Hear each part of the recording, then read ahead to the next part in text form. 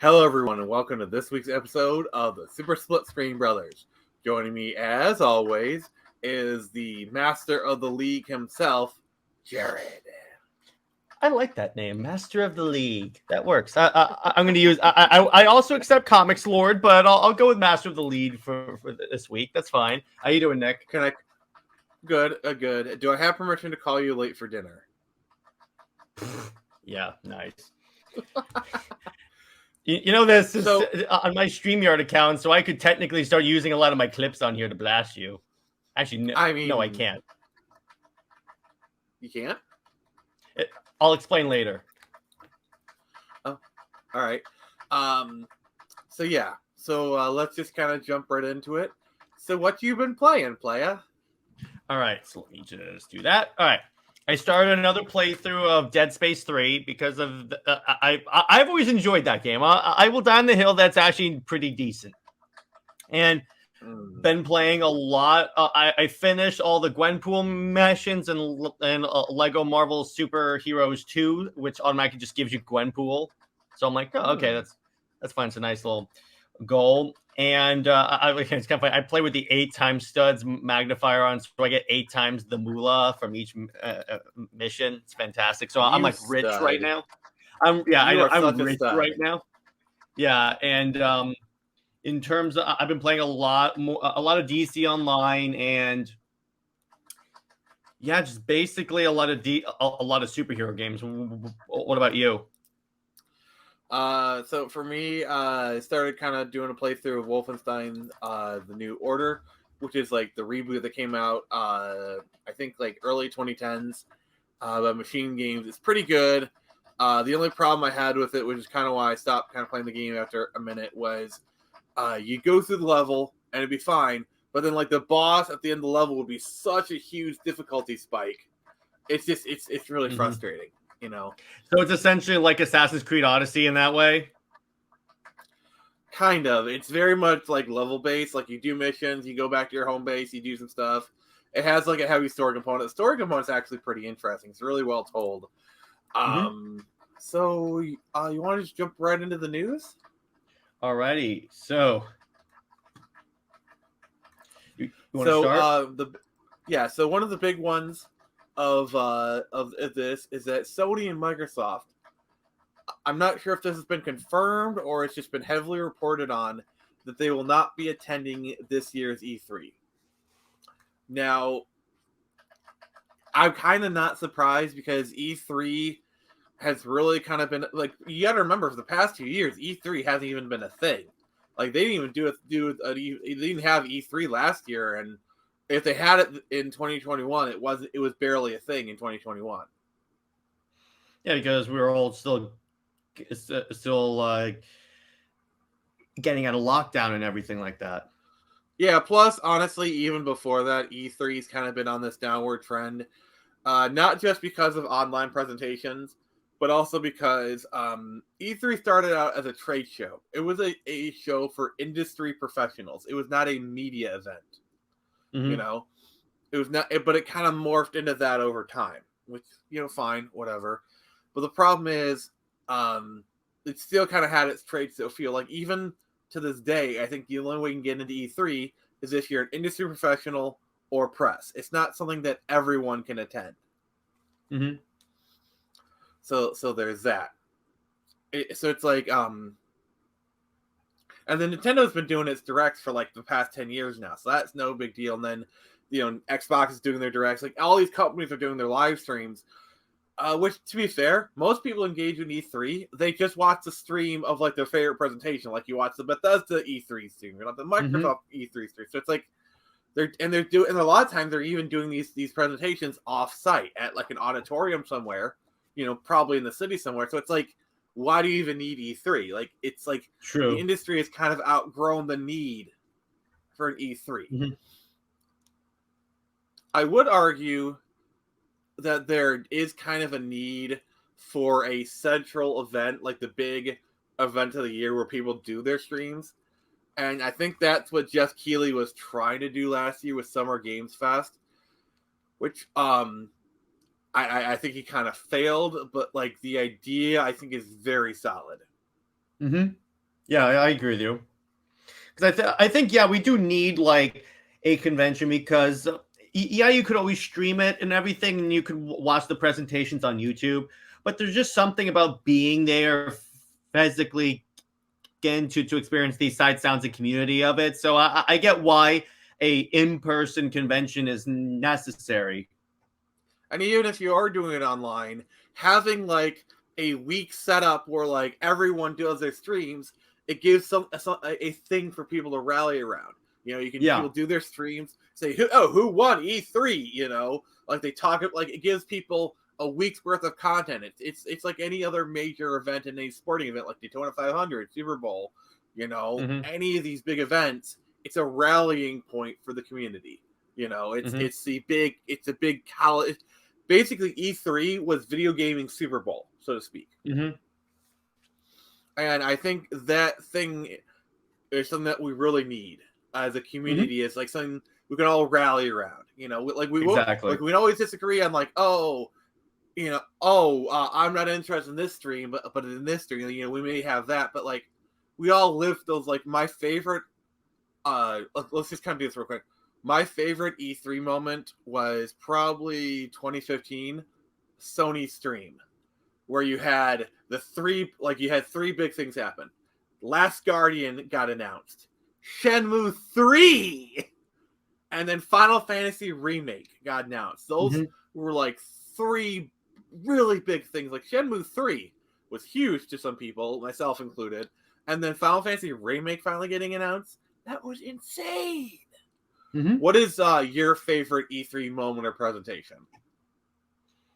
Let's see. The Game Awards was the Shazam flipping the thing.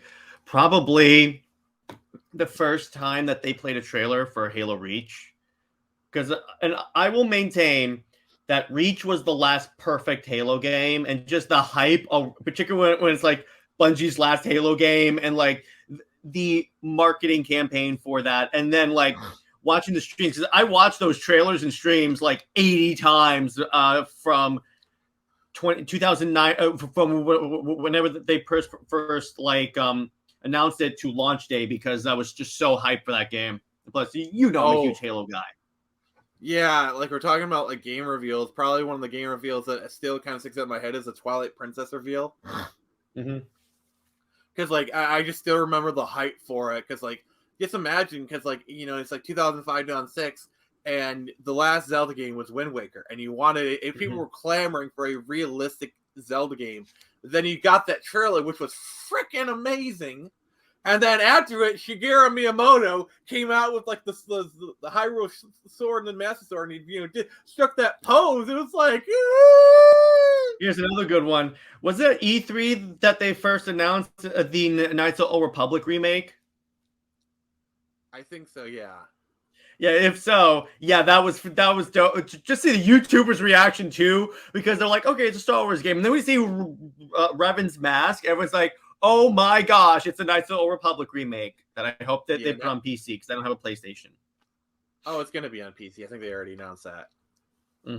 Thank you. I can't believe they decided to make that exclusive for some reason. So, getting back to like you're talking about Halo Reach earlier. I'm going to use that as a segue for our next segment, Jared's Halo Corner, which is the tentative name for this weekly segment.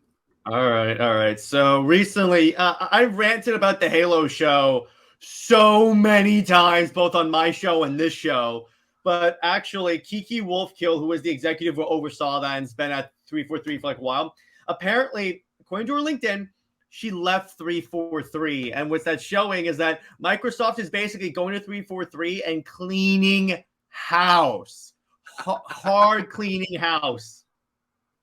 Which I mean, after, like, I think, like, the launch of Infinite, which is, like, their flagship marquee IP. That Microsoft, Xbox is the house that Halo built. And here's the other key part. Infinite was supposed to be the Halo game that they just keep working on for 10 years, and they just keep putting content in there.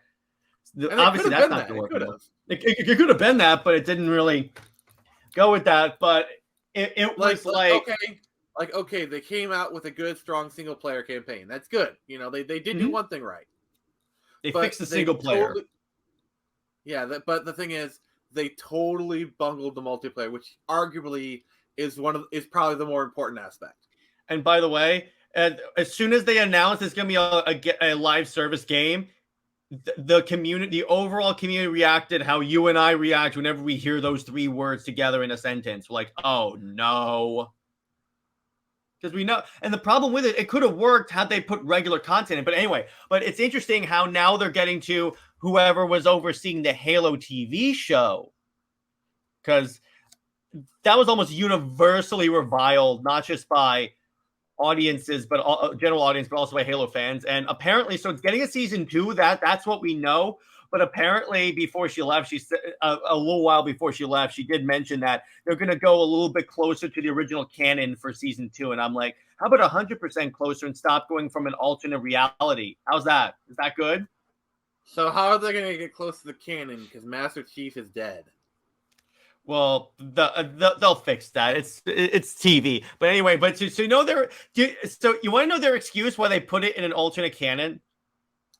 So they couldn't F up the main canon?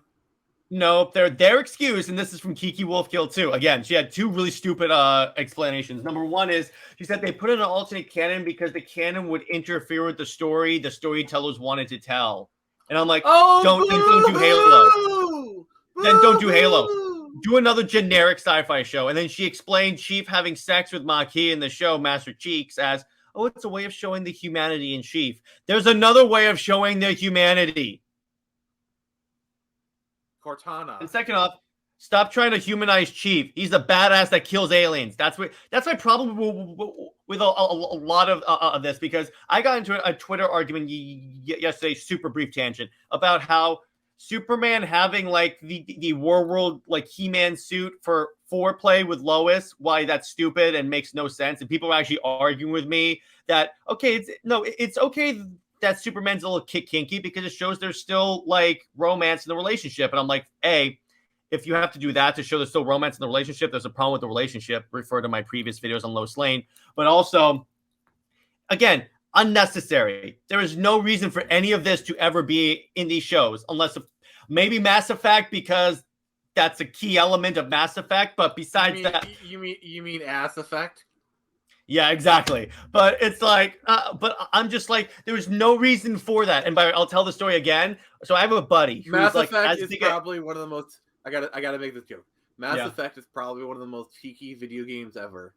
Yeah, of course. But anyway, I have a buddy who's just as big a Halo fan as I am, and we were watching he would come over once a week and we'd watch the show. The thing about it is that as soon as they introduced Maquis in episode 1, in the first like 10 minutes of episode 1, he predicted that she and the Chief would fall in love. And then as soon as we get to that episode, I recorded it. It's expletive ridden. He's like, I knew it. Oh no. And then Chief was like taking off his helmet and putting it on.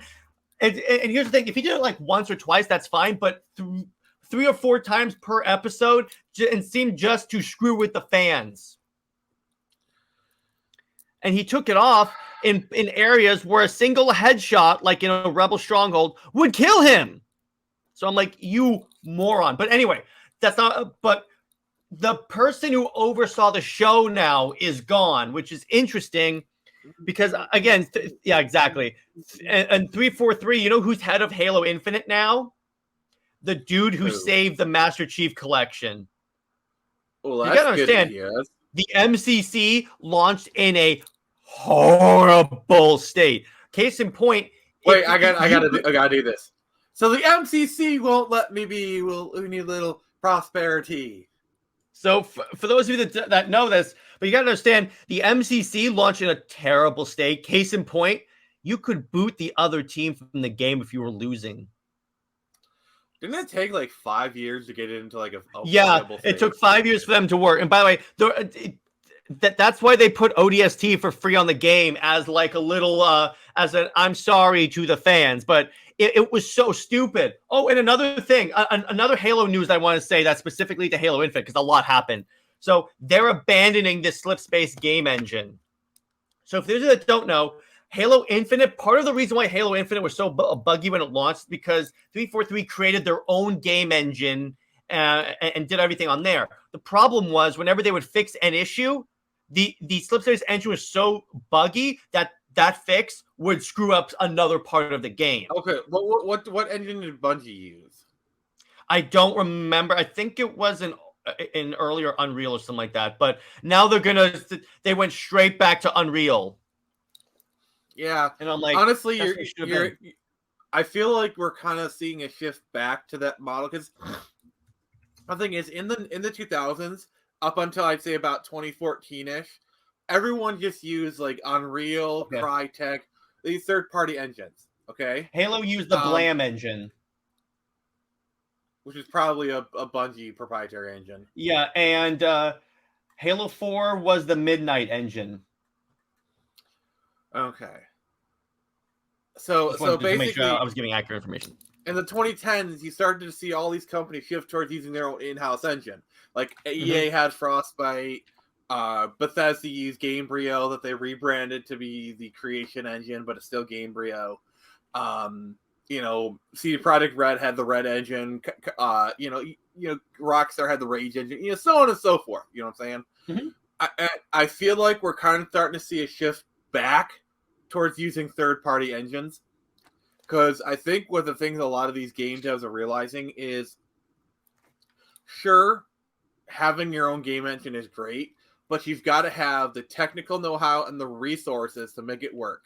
So you only really see like the really, really big game companies use it. Like for example, the Decima engine, while it was used for Horizon Zero Dawn, it's used for almost all the Sony games. It's pretty much the Sony engine. You know what I'm saying? So Sony has the resources to make sure the Decima engine works. EA has the resources to make sure the Frostbite engine works. Yeah. Also, DICE, they're really good at technical stuff. You know what I'm saying? So it's like, but like these smaller companies, like for example, CD Projekt Red, they were using the Red engine for like Witcher 3 and the Cyberpunk, and they ran into some of the similar issues that Halo did. Okay, now you would think because it's 343 and they're owned by Microsoft, that they would have the resources to get this working. But I think the problem they're running into is they may have the resources, but they don't have the technical expertise. You know what I'm saying? Yeah, and also, so on the same time as Certain Affinity is making a Halo project that's speculated to be a Battle Royale Halo game, they're going to Unreal as well. Well, like this way, at least Unreal, at least the Battle Royale is not like a game. At least it's a separate thing. I'm like, okay, I can at least, if you want to put Battle Royale in Halo, okay, fine. But at least it's a separate game as well. But that is significant too, because if it worked, I'm like, okay, so that's gonna be an Unreal, and because here's the thing, 343. Had they not done the Slipspace engine to begin with, I think Halo Infinite would have had a better launch, because you wouldn't have had so many bugs, and then they could have focused, and 343 has been open on this. After it launched in a really buggy state, most of the content team was moved to repair a lot of the bugs in the game, and that's one of the reasons, besides sheer incompetence, and actual 343 employees have said it was sheer incompetence, why we got such a content drought for Infinite for so long. So question. The Slipspace engine, is this the first time they're using it? Yep. See, this is why you develop side projects with your new engine first. This is why you work on side projects. Like, you want to do a Battle Royale Halo mode? Perfect opportunity. Did you know like an OD? Okay, so, for example, the first game to use the Rage engine? The engine that's powered GTA 4, GTA 5, and Red Dead Redemption. Which game? You want to know Table Tennis. Rockstar Table Tennis was the first game to use. So they basically created a table tennis game as a way to test their engine. Yeah, that's what you do. You can have like a Halo racing game or a Halo Wars game or a smaller scale game, not your headline Halo, to say, okay, so we're going to test out this engine, work out all the bugs, and then we'll migrate Halo to that if it works. And again, That's that's the chief reason they gave why split screen was not put in, because they were going to add it, but then there were so many bugs that they had to take the team that was working on that, even though, by the way, modders made it work, that had to take the team that was working on making it like actually part of the game to doing bug fixes. So I'm like, this was 100% of the issues with Halo Infinite were 100%. And I don't normally make absolute statements, but I'm going to make one now. 100% avoidable. All right. Okay. All right. Well, starting now. All right, everyone. So we're doing a bit of a re-record here because when we originally recorded this, which was on a Monday, recording this on a Tuesday, it's crazy what a difference the day makes. When we time travel. This, pretty much. I'll take it. So yeah, when we originally recorded it, we had no clue about when a Nintendo Direct was. We were just like, it's speculation season.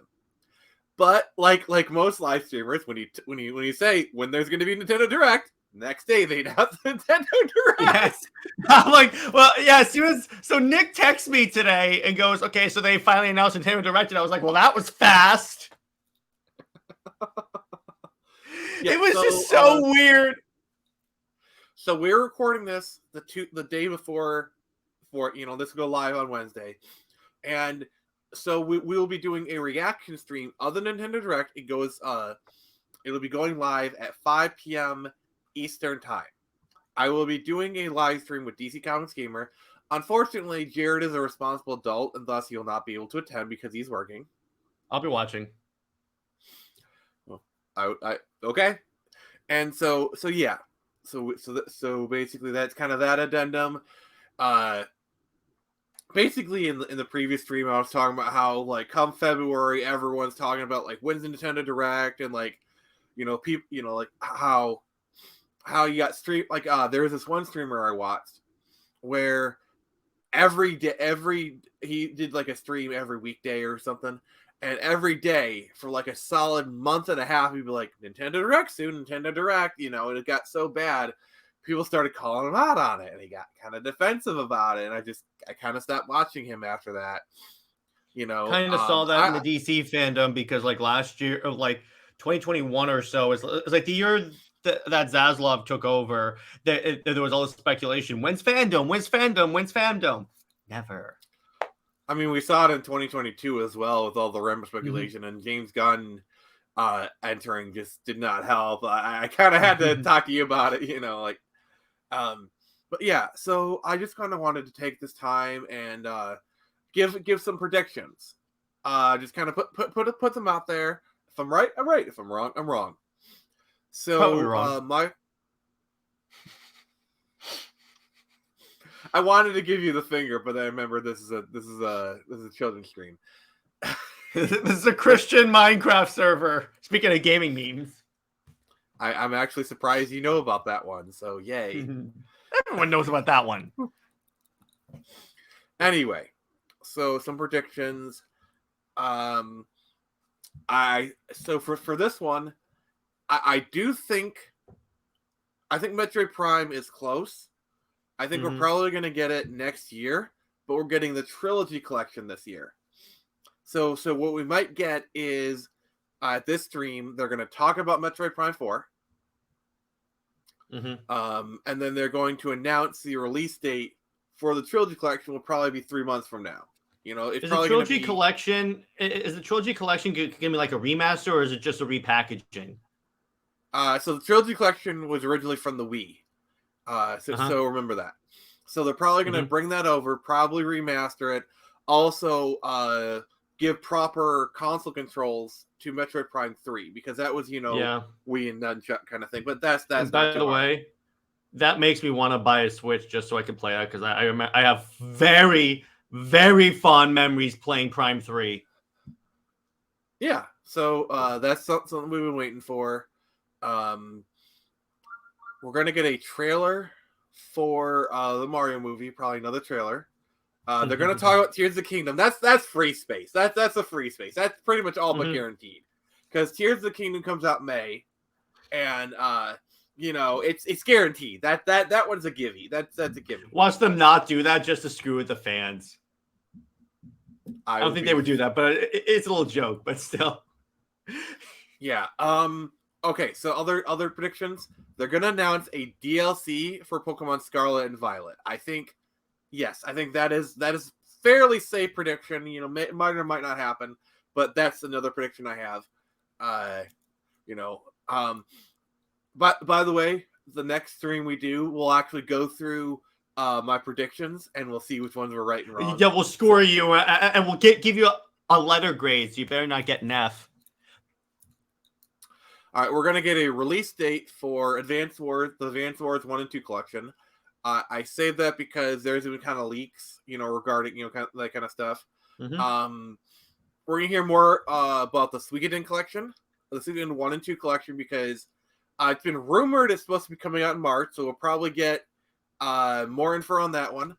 Also, they're going to talk about the Mega Man Battle Network collection, because that one's supposed to be coming out, I think, February, Marchish, or I think April. So it's first half of the year. So Trilogy collection, Suikoden 1 and 2.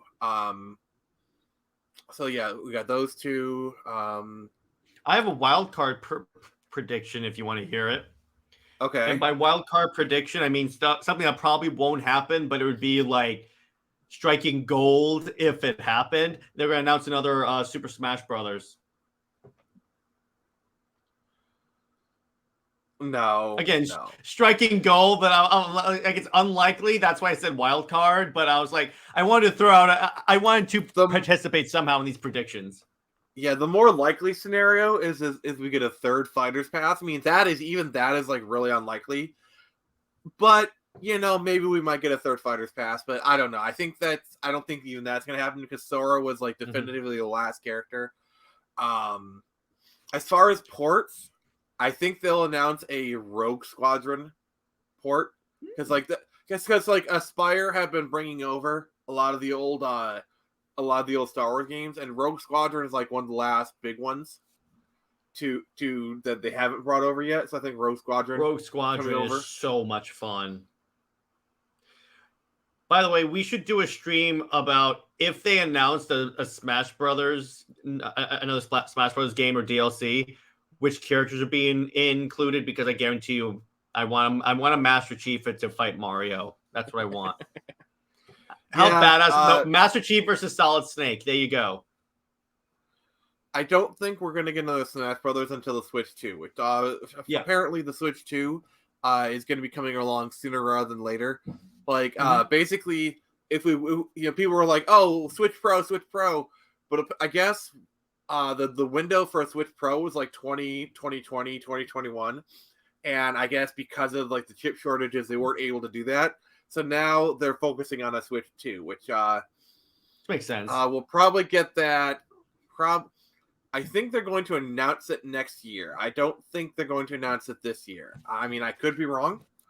I feel like what Nintendo's going to do with the Switch 2, because with the Switch, they released it in like May or March, and then basically, with a few games, and they let it build up until Christmas. I feel like they're going to do that again, because that worked out really well. I'm trying to think here. A new Mario game, I wouldn't be surprised, like Super Mario Odyssey 2 or something like that. I'm going to put that prediction out there because we haven't had a mainline Mario game for a while, so I think that is fair. We're not going to get any other Zelda announcements, because Tears of the Kingdom is like the big one, so I don't think we're going to get that. I mean, I will say, like, maybe we might get Twilight Princess or Wind Waker HD in the Christmas time. I don't know. But Tears of the Kingdom is the big game of the first half. That is like the big game, which I'm going to be buying. I'm going to be talking about, so that's going to be cool. Trying to think here. As far as collections, maybe a Metal Gear Solid collection. I'm just trying to think of like what they could bring over, like ports or collection wise. Here's my like pull it out of my butt. A Breath of Fire collection, which is going to have 1, 2, 3, and 4. Breath of Fire 1, 2, 3, and 4. The only Breath of Fire games that exist. There's like a how fifth one, but just like how there's only one cut of Justice League. yes, there's rumors about like a fifth one. You know, like it's supposedly called like Breath of Fire Dragon Quarter or something. But like, we don't talk about that one. No, we do not. So yeah, we absolutely do not. Breath of Fire collection. And then just gonna throw some wild ones out there. Game Boy Switch Online. And then they're gonna. This is just gonna be a vague one. This one, if I'm right, only give me half a point for it. They're gonna announce more N64 games, more Super Nintendo games, because those are like, you know, it's vague. You know what I'm saying? Mm-hmm. Yeah. So that's what I got there. Yeah. So what any predictions you want to throw out? Like anything crazy? Besides that, a Halo port for the N64, because that sounds like something 343 would try, even though they have wait. Did you say a Halo port for the Nintendo 64? Yeah. Oh wait, no, Nintendo Switch. Sorry, I just realized that. I was like, yeah, that doesn't work. Well, honestly, realistically, wait, Nick, realistically, with the leadership of 343, that sounds like something they would announce by accident. You do realize that someone made a port of Halo for the 2600, right? Yeah, I do. Well, what I mean is that Halo port for the Nintendo Switch, an Injustice port for the Nintendo Switch, because they already have like DC Online, right? Yeah, but it's about running it. I don't know. Like Injustice 1 and 2 are kind of older games. I don't really think they'd bring them over. I don't know. Maybe again, you said like any predictions I have, that even stuff that wouldn't be realistic. Besides, and probably, yeah. Well, this prediction is already realistic. Wait. This prediction is realistic. It's just like more stuff for the Mario movie. That's it. Here's a prediction for you. Conker's Bad Fur Day comes in Nintendo 64 Switch Online. I have no idea what that is. It's a game developed by Rare. It's like a very mature game. I'll send you a clip that'll make you go, "What please the don't. Frick?"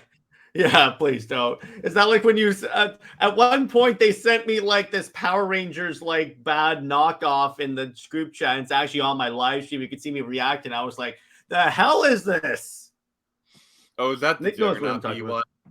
Yeah, exactly. He sends it to me and he goes, "Jared, I want you to check this." I even shared the screen and I look at it and you can see me go, "Oh no."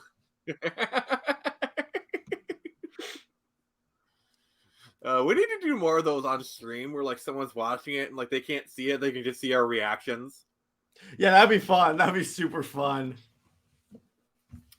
But anyway, so we're gonna cut this reshoot segment kind of short because you know it's like 12 minutes and whatnot. So yeah. So we appreciate this, and now we return you to your regularly scheduled programming. I just don't want it. I just like I don't know. It's kind of why just all the speculation stuff. I just don't really enjoy it that much. You know, but it's fun when we do it. Well, we're doing it under like pure speculation. We're not presenting it as fact.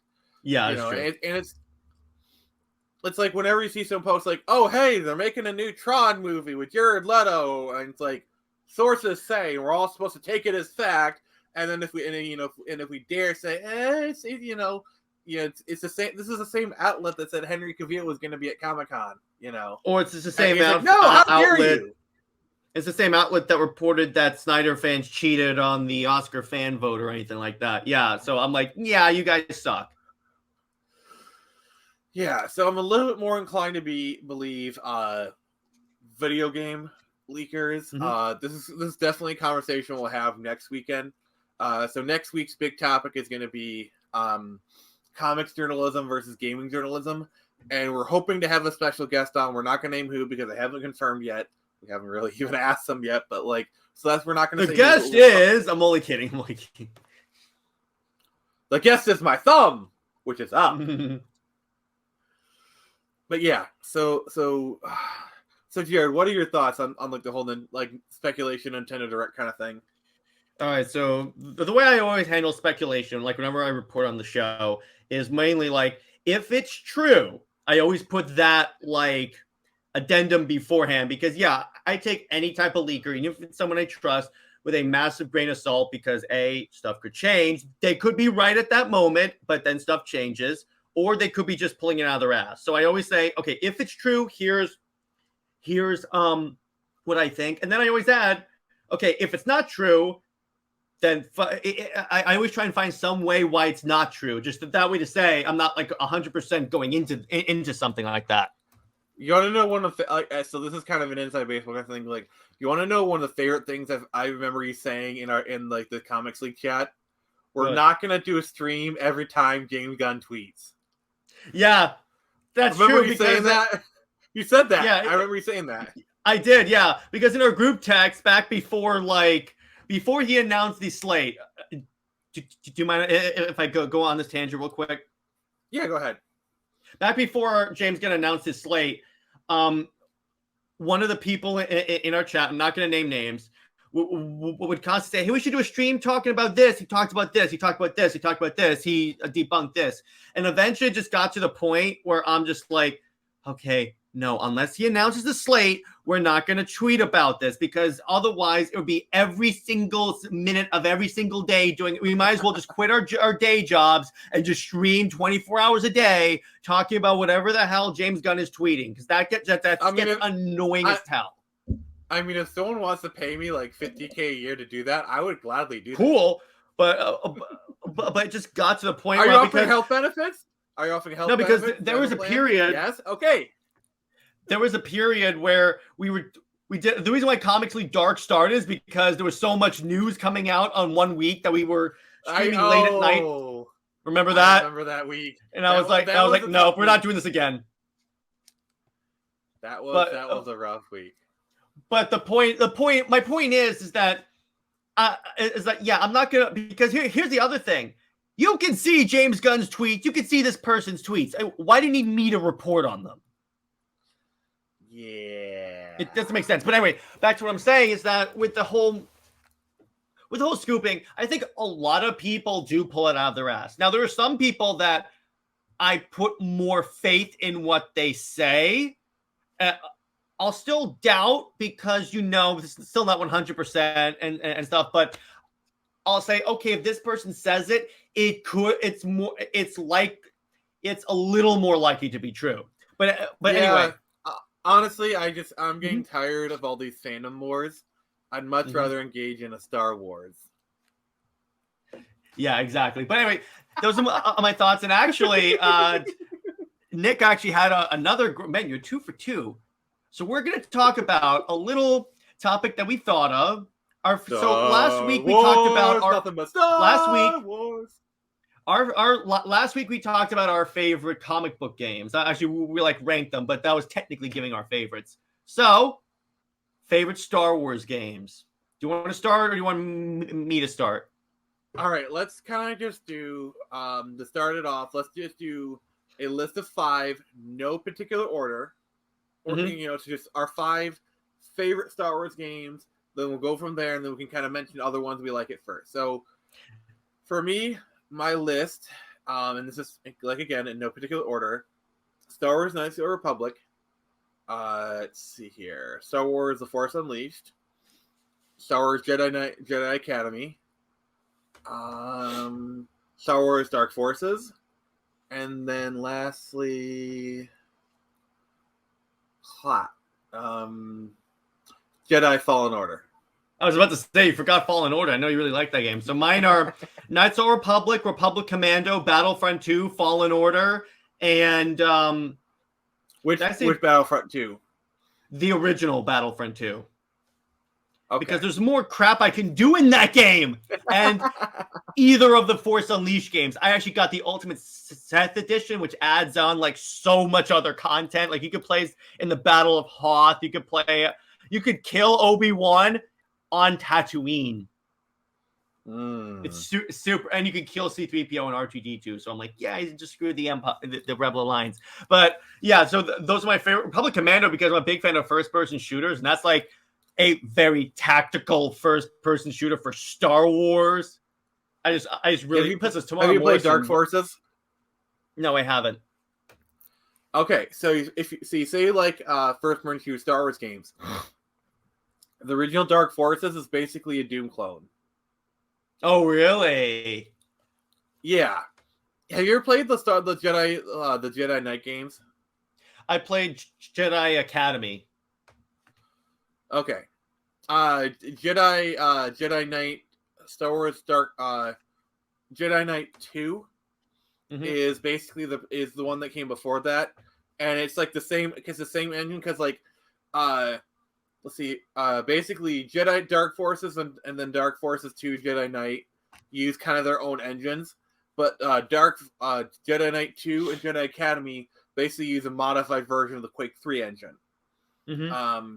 So if you like Jedi Academy, you should really check out Jedi Knight 2. I will, but that's an honorable mention. I will say Jedi Academy, because I like how whenever you switch from like a lightsaber to a blaster, it goes to first person, and I'm like, okay, that's actually really cool. They do that, and plus, you need to play Jedi Knight 2 for sure. I will. Plus, those games up until I'd say Fallen Order had like the best lightsaber combat I think in Star Wars. Yeah, basically, because the thing is, Force Unleashed had better like force abilities, like in terms of how you use the force, but the lightsaber combat was rudimentary at best. I think a little bland. You know, 2 had better, I think, because they added it in like the 2 lightsabers, and you had all these special powers you could do with the saber. So 2, I think, improved a little bit. Yeah, but like the Force Unleashed is about the Force, you know, and that part they do amazing. I think Force Unleashed pull the Star Destroyer down. That game had some of the best set pieces in any Star Wars game ever. I would agree.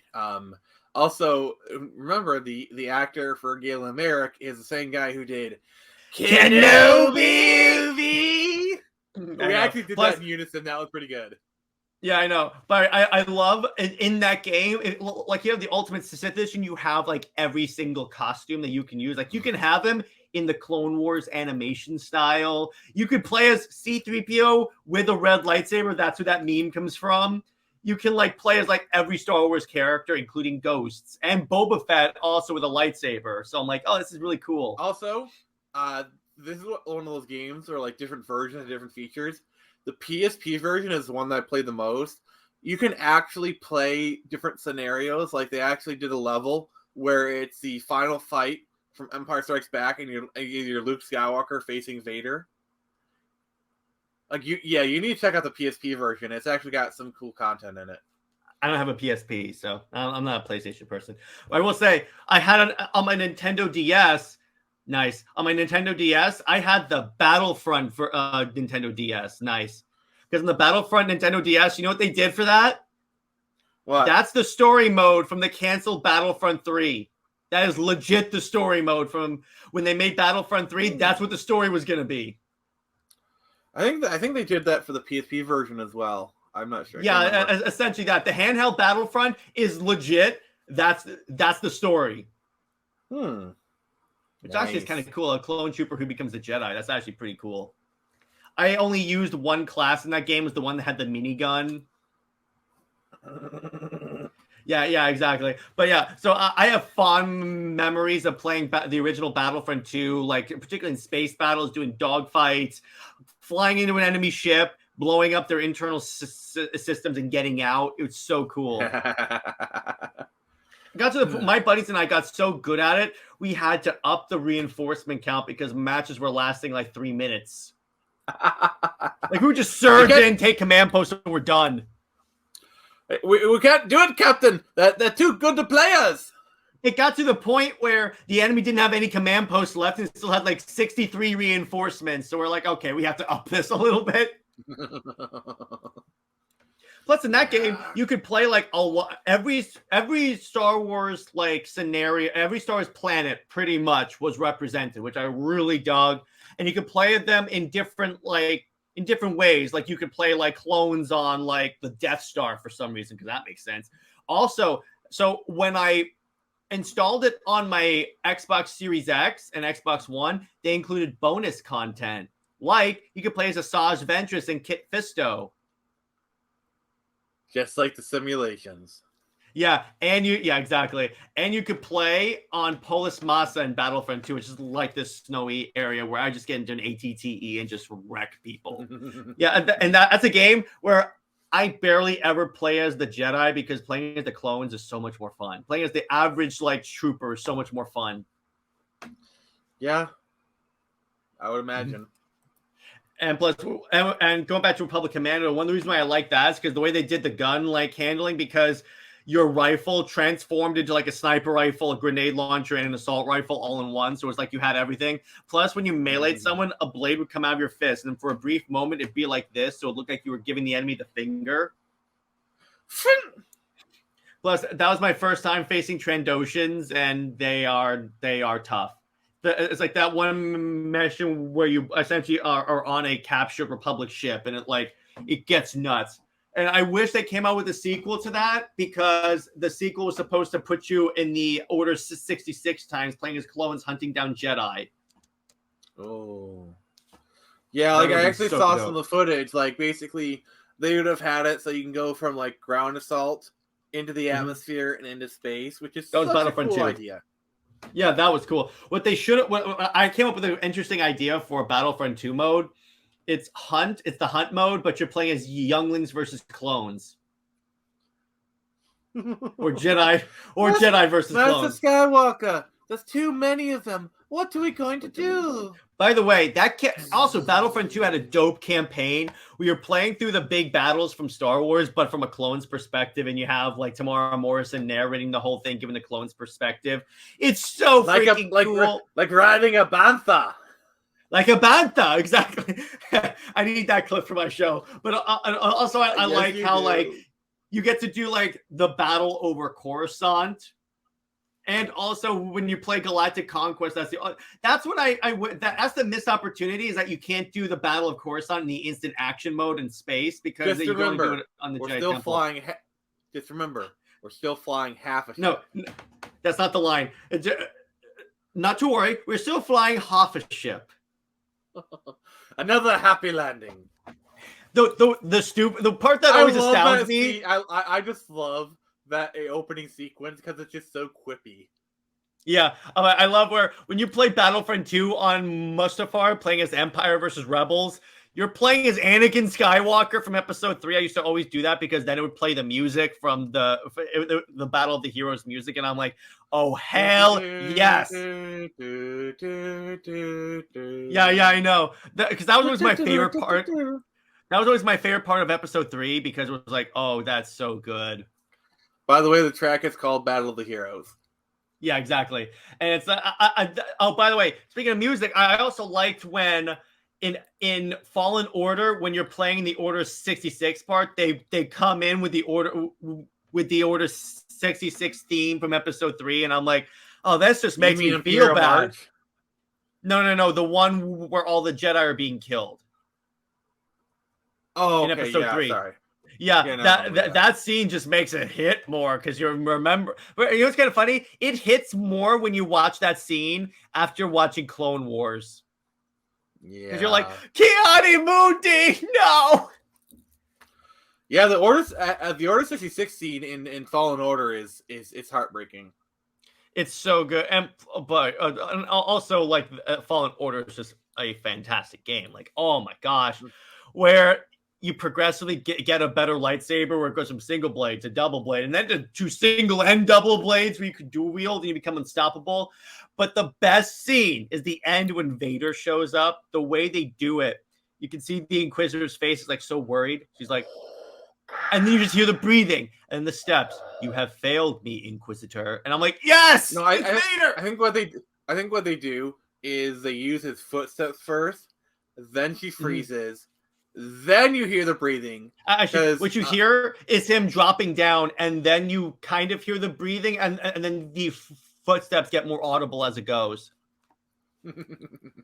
But that's just such a great, and I love how Cal goes, well, that doesn't look good. And we're like, no, that's not good. That is not good. Run. And the objective is run like hell. and I love it's probably my favorite. Like, this is kind of a tangent. Like, probably my favorite Vader line is from Rebels when Ezra says, "I'm not afraid of you," and then he just shoots back, "Then you will die braver than most." Yeah, Like, yeah, oh my, yeah. that is a snapback. Or my favorite Vader line is actually in the comics where the rebels surround Vader and he goes, "I'm just surrounded by fear and dead men," and I'm like, yes. Okay, if we're gonna do another Vader quip, it's from Rogue One, where it's like where he chokes Commander Krennic and he says, "Try not to choke on your aspirations, Commander." It's like, I oh love my that. god! Oh yeah, I'm like, yes, please. Vader has some of the best lines in all of Star Wars. Vader dad jokes are the best. That should be like a book of quotes, Vader dad jokes. But just trying not to choke on your aspirations as he's choking him. It's like, yeah, and I just really love Fallen Order because it's like the first mission. You're in a shipyard taking apart old Republic ships, and you see like a Jedi starfighter. They start talking about Jedi, and you're hiding from the Inquisitors and all that stuff. And I'm like, this is just so cool. It's basically Uncharted Star Wars. Also, well, we almost got an Uncharted Star Wars game. Like, you heard of Project Ragtag. We've talked about that before. Mm-hmm. So I'm just gonna say this: Trilla is better than Reva. Yep. She has a more. Because they're basically doing the same exact story with Reva that Trilla just did a million. Except Trilla dies, and also here's part why. You get to see the first person perspective of what's happening to her too. So it's a little better. They do it a little more like, yeah, it's more impactful. Trilla's motivations are better. Like, she just basically felt abandoned by the Jedi. Like, her motivation for becoming Inquisitor, actually, they do make sense.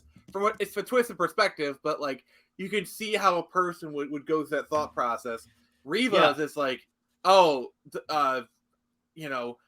Jedi killed everything, so I'm going to join up with a person that killed all my people. Killed everything. But I'm actually trying to kill him in secret. It's stupid. That makes no sense because it's like you're still killing Jedi, so you're still contributing to what you're against. So it makes exactly. It makes no sense. But anyway, I also love that one scene where I love where halfway through Fallen Order, you get captured by bounty hunters, and like all of a sudden the game stops and you're like in a prison. They just give you a lightsaber to fight with, and I'm like, okay, cool. Well, yeah, that whole like pit sequence is pretty cool, honestly. And then when you're on Kashyyyk and you get to shoot the guns of an AT-AT, I'm like, I'm like, yeah, this is freaking dope. And all of a sudden, Saw Gerrera appears on your screen, and it's Forrest Whitaker. Yeah, I'm like, Saw Gerrera. Everyone that watched Clone Wars and Rebels is like, yay! Saw Gerrera, yay! He's a terrorist. We love him, yay! We love him. Yeah, exactly. I was reading an article once that was talking about how the Empire are actually the good guys in Star Wars. That look on your face is actually all I need to know about that. But anyway, I don't want this stream to get demonetized for excessive curse words, because if I hadn't have stopped myself, I'd be like F. Now, also my number one favorite game will always be Knights of the Old Republic, because I like the idea where you're going through the story, and then you're taught here what a badass and like an evil dude Darth Revan is, and then all of a sudden they flip the script on you. Oh yeah, you're Darth Revan. And you're playing this, and you're like, wait, what? I really feel like a lot of games, they say, oh, your choices matter, where it's basically just like more flavor text for the text for like your speech, and like maybe an alternate ending at the end. But the thing is, your choice of path in this game directly affects not only the gameplay, the dialogue choices, but how the game goes. Like, yes, the ending is different, but actually I'd say like the last third of the game is different because of your choices. But like also your choice of equipment, your choice of powers. In the second game, you look different because if you go dark side or light side. Also, and also in the menu, you can see your alignment. Your character's in more of an aggressive stance if you're a more dark side aligned. I love that. Yeah, exactly. Yeah. I think Knights of the Republic also started the mainstreamization of Mandalorians. That's where I first encountered them. It was like a little more like mainstream as opposed to like reading novels and stuff. Yeah, because like before KOTOR, it's like the word Mandalorian. It's like, oh, Boba Fett wears Mandalorian armor. Like that it was just he wore Mandalorian armor. Like they never like. I don't think they never really went into like the whole cult. Like they might have in like the comics and stuff, but like as far as like more mainstream expanding universe material, which is like video games, that was the first big time they really went into the culture of Mandalorians. And then you had like Candrace Ordo on your squad, and you could have him tell you war stories. So you're really like expanding about how much of the best, one of the best scenes in Knights of the Republic is where you're on Terrace and you walk in on there's a couple of Davix men intimidating these guys, and they're like, okay, so what are you gonna do? And then the bounty hunter whistles, then Candrace the Mandalorian shows up, and then the guys are like, nope, we don't want any more trouble. That immediately shows you how much of a badass Mandalorians are. Yeah, and I love the details of the game. Like, for example, when you get the Sith armor suit, you can actually go around on Terrace, upper side, just harass people. Yeah, because they think you're Sith. I wish you could have kept that. I don't know. I swear I heard there was a way you kind of like keep the armor, but I think it's kind of glitching. But yeah, it's really good, and I love. And I also like. Yeah, I'm sorry. Go ahead. With Bastila, the whole romance thing, it's like you do love. It's like he trips over words. She gets all blustery. You annoy her. I was about to mention that you annoy her so much. It's so hilarious. She's like, "You're so infuriating." I'm like, "But you do love me," and she's like, "Oh God damn it!" And it's Jennifer Hale. It's so awesome. Okay, when we do the playthrough, we're gonna be gushing over that the whole time.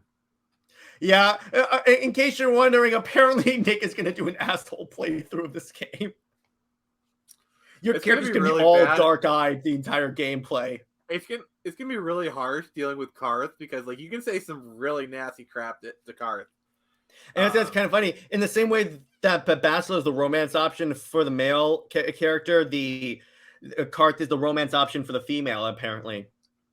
I don't think you can play as a female in the first game. You can. I've done it, so there you go. Oh, but yeah, I just love annoying the hell out of that. So what's your usual party for KOTOR? Like, who do you usually use? I go full Jedi because the healing abilities are very useful in tough battles.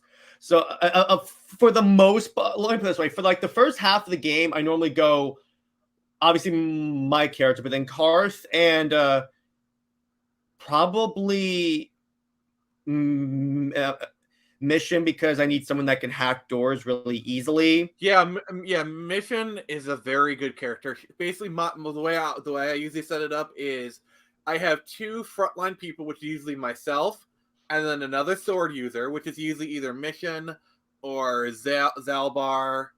It's sometimes Bastila. And then in the back is like my Lancer, and it's usually Candace Ordo because he has like that regeneration portion, and he's really good. Kind of from the back, he's a sniper using grenades. If I'm not using Mission, because usually I train Mission in like the lock picking security. She's really good at that stuff. So that way I don't need to train it.